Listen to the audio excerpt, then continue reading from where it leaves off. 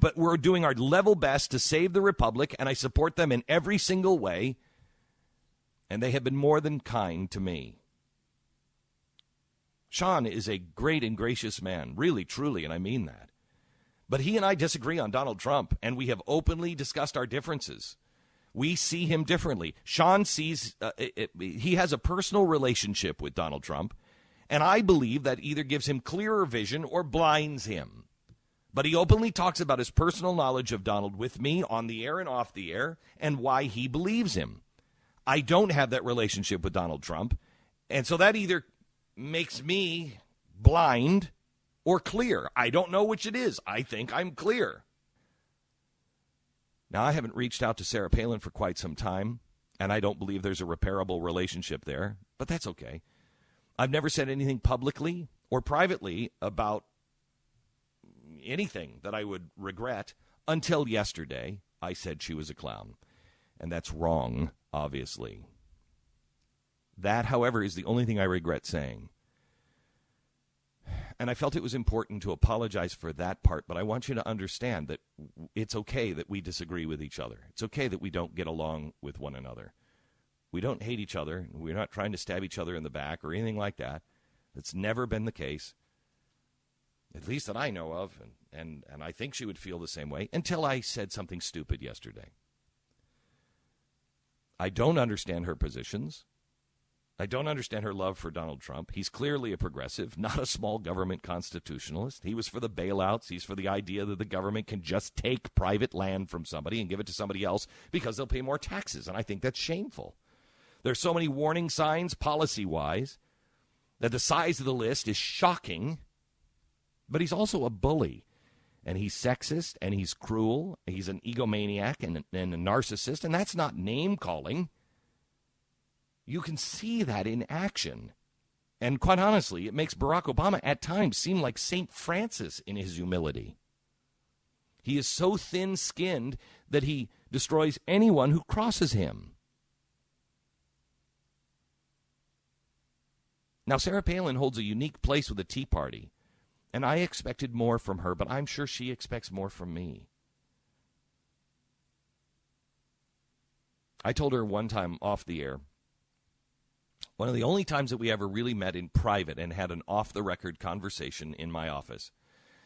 And I told her, you have great power. And I told her I don't mean to turn you into Spider-Man here, but with that power and your pulpit comes great responsibility. What principles that the Tea Party is founding on is she promoting now with the love of Trump? So now how did I get from disagreement with her to clown? Unrighteous anger. Unrighteous anger. And it came from the Iran rally. I'm at a point that I can't see past the dying children at the hands of ISIS. I truly believe we're at a point of no return with God, that if we don't stand for his principles right now, it's done.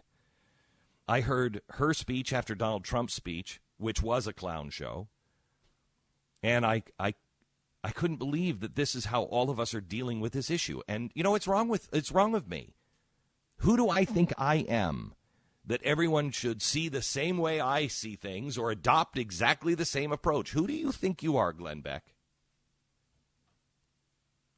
It was wrong of me because I know she's religious in a very real and tangible way.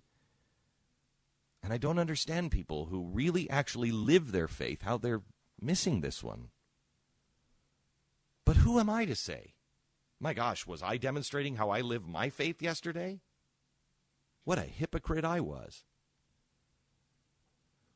Yesterday, what you heard on the air was a very old frustration that I've never voiced, where I feel wrongly accused and judged. But that's none of your business. And it certainly shouldn't have been discussed on the air in the heat of the moment. That's my problem, not hers.